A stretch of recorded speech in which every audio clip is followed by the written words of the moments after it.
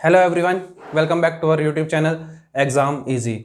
आज हम computer subject में जो हमारा एमएस ऑफिस है उसको देखेंगे। एमएस ऑफिस से आपने देखा होगा, यदि प्रीवियस ईयर के क्वेश्चंस आपने लगाए होंगे तो एमएस ऑफिस से आपको मैक्सिमम क्वेश्चंस देखने को मिलते हैं। 7 से 8 क्वेश्चन आपको ये मान के चलो, यदि 14 नंबर का कंप्यूटर आ रहा है तो 6 से 7 नंबर तक के आपको एमएस ऑफिस से क्वेश्चंस देखने को मिल जाते हैं। तो जैसा कि आप सबको पता है, टाइम बहुत कम है, तो आपको अपन को क्या करना है, सिर्फ रिवीजन करना है ना। पहले से आपने कहीं ना कहीं से कुछ ना कुछ पढ़ के रखा होगा। अपन जो पढ़ेंगे एमएस ऑफिस वो अपन पढ़ेंगे लेटेस्ट वाला, ठीक है। जैसे कि आपको पता है 2003 के बाद 2007 में बहुत सारे चेंजेस देखने को मिले थे। फिर 2007 के बाद से भी आपके बहुत सारे वर्जन आ चुके हैं, है ना, जिसमें अपन पुराना वाला जो वर्जन है और जो अभी का वर्जन है उसमें जो जो चीज़ें होंगी उसको अपन देखते चलेंगे साथ में, ठीक है। तो अपन सबसे पहले एमएस ऑफिस की यदि हम बात करते हैं तो एमएस ऑफिस में बेसिकली होता क्या है कि यदि आपको कोई भी डॉक्यूमेंट बनाना है तो डॉक्यूमेंटेशन का जो काम होगा वो अपन किस में करते हैं, एमएस ऑफिस में करते हैं। तो सबसे पहले जो एमएस ऑफिस आया था वो कब आया था, 19 नवंबर 1990 को आया था, है ना। और इसका जो पहला वर्जन आया था वो कौन सा वर्जन था, एमएस ऑफिस 1.0, ठीक है। इसके बारे में हमको पढ़ना है। अब यदि हम बात करते हैं एमएस ऑफिस, तो एमएस ऑफिस को किस किस नाम से हम जान सकते हैं। ये बेसिकली क्या है, एन एप्लीकेशन पैकेज है ना, या आप बोल सकते हैं कि एक पूरा का पूरा एक एमएस ऑफिस एक ऐसा सूटकेस है जिसमें बहुत सारी चीज़ें आपकी रखी हुई हैं, है ना। तो इसको हम बोल सकते हैं एक एप्लीकेशन पैकेज है, ये आपका एप्लीकेशन सूट है ना, या एप्लीकेशन सॉफ्टवेयर है। ये आपका कैसा है, क्लोज सोर्स सॉफ्टवेयर भी है। क्लोज सोर्स सॉफ्टवेयर का मतलब क्या है आपका, क्लोज सोर्स सॉफ्टवेयर का मतलब आपका होता है कि ये बेसिकली आसानी से अवेलेबल नहीं होता है, या इसका सोर्स कोड आपको पता नहीं होता है ना, इजीली अवेलेबल नहीं है। यदि जिसको भी ये इजीली अवेलेबल है, मतलब अपन जो यूज़ कर रहे होते हैं वो पायरेटेड वर्जन या करेक्ट वर्जन ही यूज़ कर रहे होते हैं ना, नहीं तो इसका स्पेशल चार्ज लगता है इसको यूज़ करने का। नेक्स्ट यदि हम बात करते हैं तो एक ऐसा होता है प्रोप्राइटरी सॉफ्टवेयर भी होता है। प्रोप्राइटरी सॉफ्टवेयर का मतलब यह है जिसमें किसी एक ही इंसान का अधिकार हो। एक ही इंसान का अधिकार मतलब जैसे एमएस, तो एमएस ऑफिस बेसिकली है किसकी, तो माइक्रोसॉफ्ट कंपनी की है ना।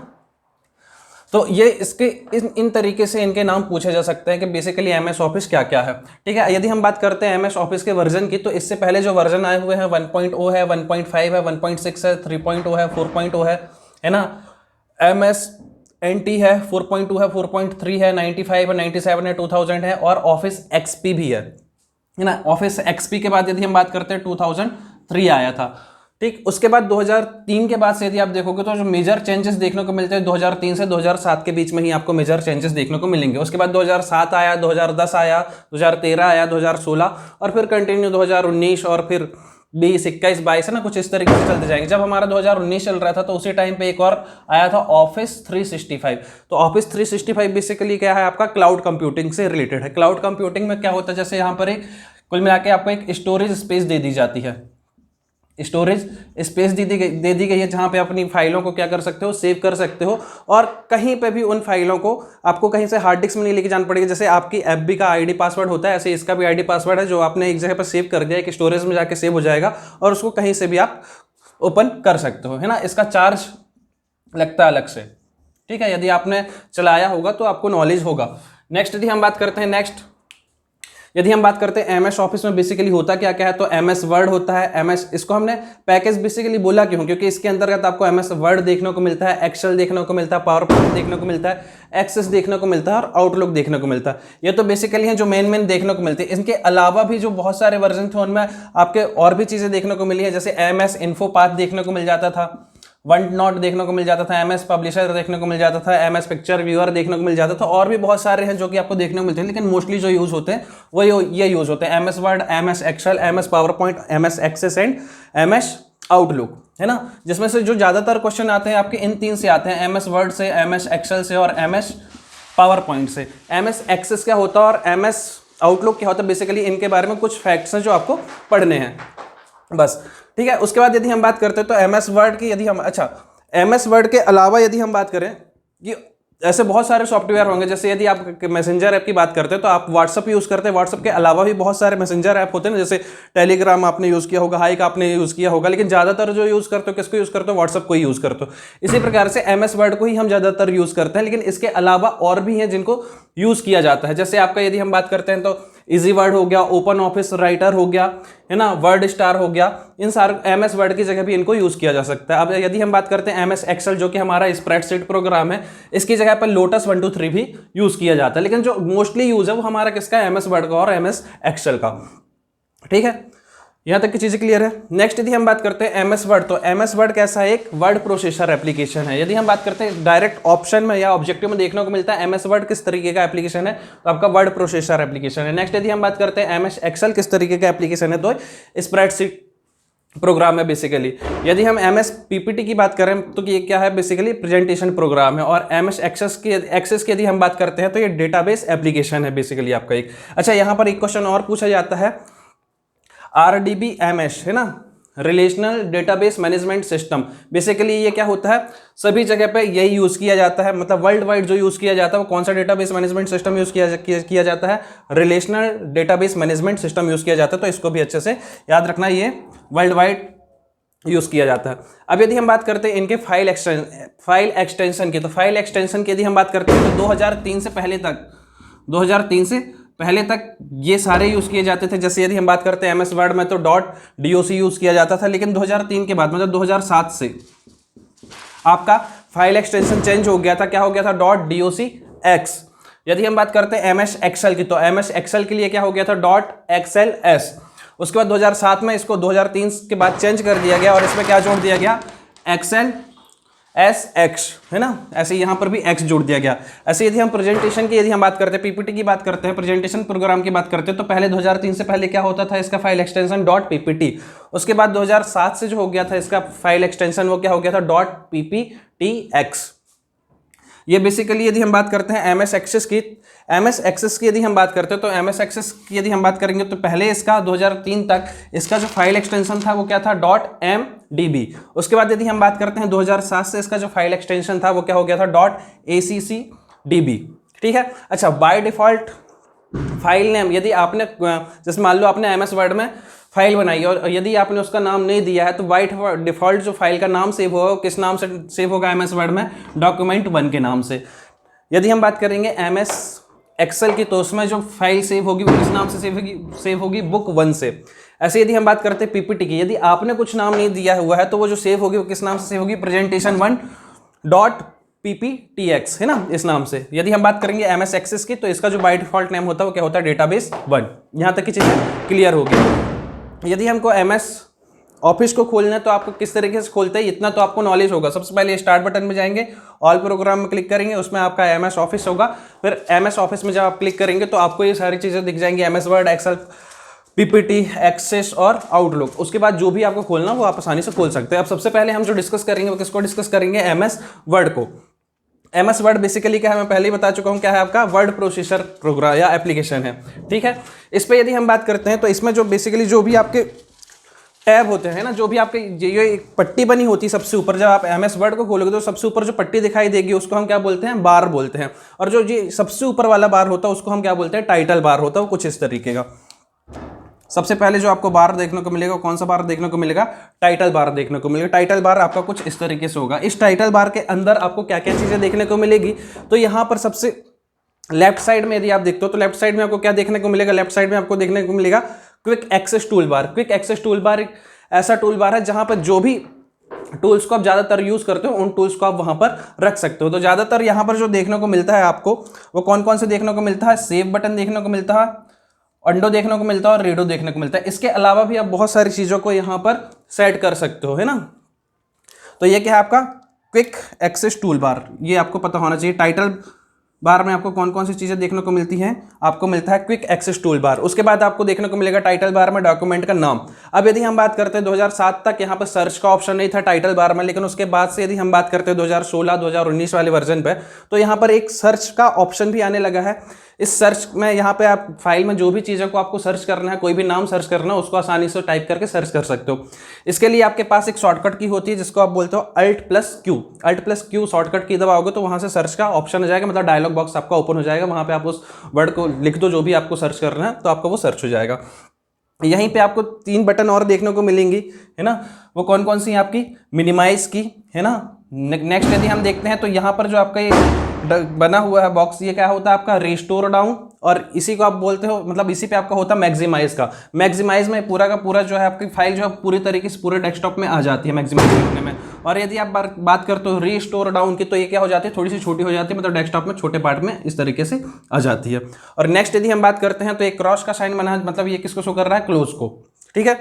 अब ये क्लोज, अब यहां पर भी आप देखोगे तो क्लोज, यदि आपको पूरा का पूरा एप्लीकेशन यदि क्लोज करना है तो उसके लिए जो शॉर्टकट की होती है वो क्या होती है, Alt+F4।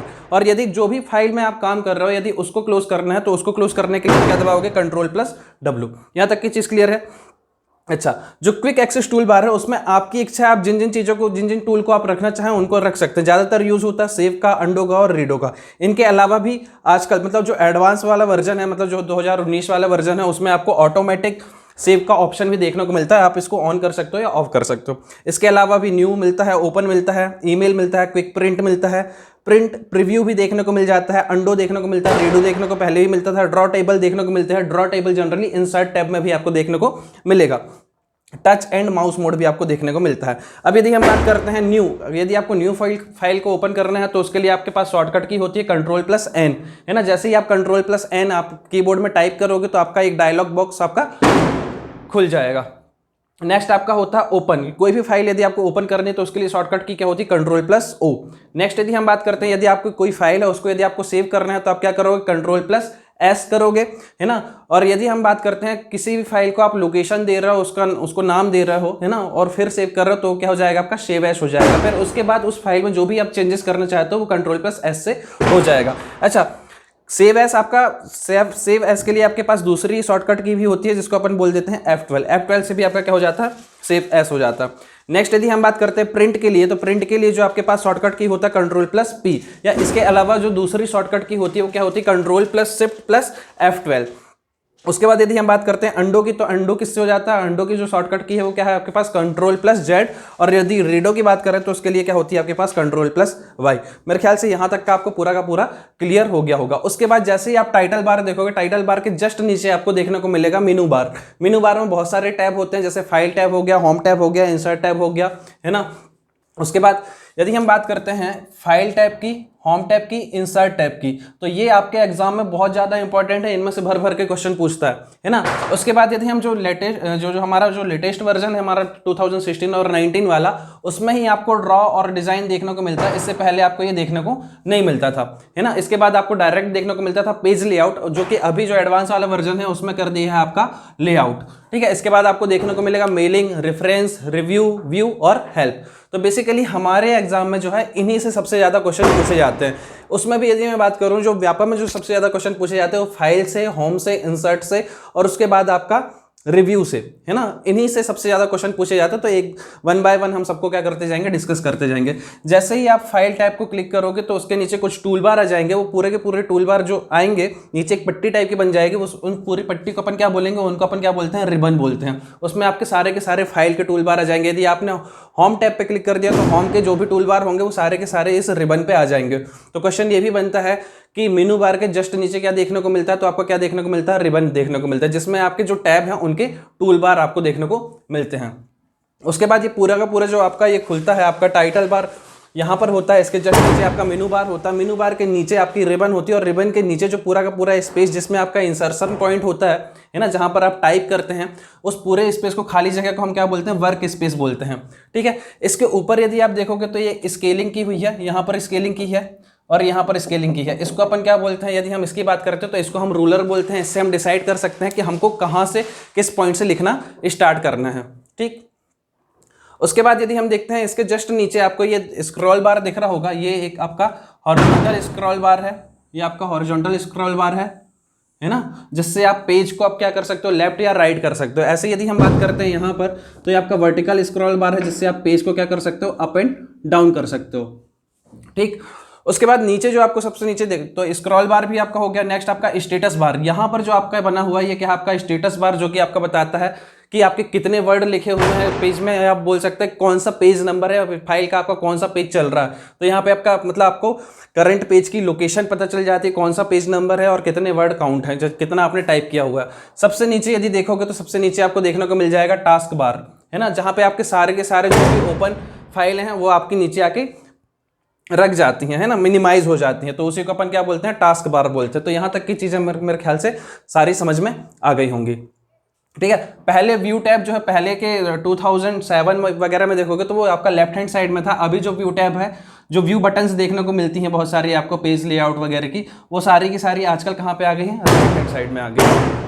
ठीक है, कुछ पॉइंट है हमारे, कुछ नोट में पॉइंट है, उनको अपन देख लेते हैं। जैसे आपने देखा एमएस वर्ड में यदि आप कोई फाइल बनाते हो तो उसका जो फाइल नेम होता है, जो फाइल एक्सटेंशन होता है, वो कौन सा होता है, उसका फाइल एक्सटेंशन होता है, हमने अभी देखा क्या होता है, .docx। लेकिन यदि हम बात करते हैं एमएस वर्ड की जो फाइल है, एमएस वर्ड की जो फाइल है जिससे वो चल रहा है, एमएस वर्ड हमारे कंप्यूटर में चल रहा है, उसके लिए कौन सी फाइल होती है, मतलब जो हमारा प्रोग्राम चल रहा है उसके लिए जो फाइल होती है वो हमारी कौन सी होती है, windward.exe।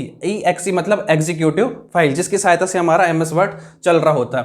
अब यदि हम बात करते हैं न्यू वर्जन का जो हमारा एमएस वर्ड है ना, जो हमारा न्यू वर्जन का जो एमएस वर्ड है, एमएस वर्ड जैसे हम बात करते हैं 2016 की, 19 की, 21 की और अभी तक जो चल रहे हैं उन सब में सबसे पहले यदि आप देखोगे तो जैसे ही आप एमएस वर्ड को ओपन करोगे तो आपको वेलकम स्क्रीन दिखेगी। वेलकम स्क्रीन पे यदि आप लेफ्ट हैंड साइड में देखोगे तो आपको 3 टैब देखने को मिलेंगे, एक होम मिलेगा, एक न्यू मिलेगा, एक ओपन मिलेगा, है ना। तो होम में जब आप क्लिक करोगे तो आपको ब्लैंक डॉक्यूमेंट देखने को मिल जाएगा, है ना, आपको ब्लैंक डॉक्यूमेंट देखने को मिल जाएगा। उसके बाद रिज्यूम बनाने के लिए आपको ब्लू ग्रे रिज्यूम मिल जाएगा, मॉडर्न क्रोनोलॉजिकल रिज्यूम देखने को मिल जाएगा और स्नैपशॉट कैलेंडर वगैरह बहुत सारी चीज़ें मिल जाएंगी जिसकी सहायता से आप जल्दी से काम कर सकते हैं। नेक्स्ट उसी के होम के नीचे आपको देखने को मिलेगा न्यू टैब। न्यू टैब में आपको न्यू फाइल्स वगैरह मिलेंगे और न्यू फाइल्स में आप क्लिक करोगे तो आपको ब्लैंक डॉक्यूमेंट वाली जो फाइल है वो आ जाएगी। नेक्स्ट यदि हम बात करते हैं ओपन, तो ओपन में जो भी एग्जिस्टिंग फाइल मौजूद है उस पर उनको अपन ओपन कर सकते हैं। तो ये है आपका एडवांस वाले वर्जन में आजकल इस तरीके से आने लगा है। अब अपन को जो सबसे ज्यादा पढ़ना है वो अपन को पढ़ना है मेनू बार को, क्योंकि सबसे ज्यादा क्वेश्चन जो देखने को मिलते हैं वो मेनू बार से ही देखने को मिलते हैं।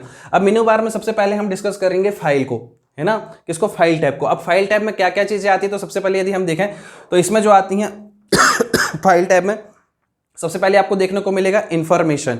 इन्फॉर्मेशन में आप जो भी आपका एमएस वर्ड के बारे में कौन सा वर्जन है ना, कौन कौन सी चीज़ें मौजूद है, वो सारी चीज़ आपको इस इन्फॉर्मेशन में मिल जाएगी। फाइल में जब क्लिक करोगे तो इन्फॉर्मेशन आपका आएगा। इन्फॉर्मेशन में आप क्लिक करके सारी चीज़ें पढ़ सकते हैं, आपका कौन सा वर्जन है, उस वर्जन में क्या क्या नई चीज़ें, वो सारी चीज़ें आप देख सकते हैं। नेक्स्ट जो भी फाइल होगी, सेव का ऑप्शन आएगा, सेव एज का ऑप्शन आएगा।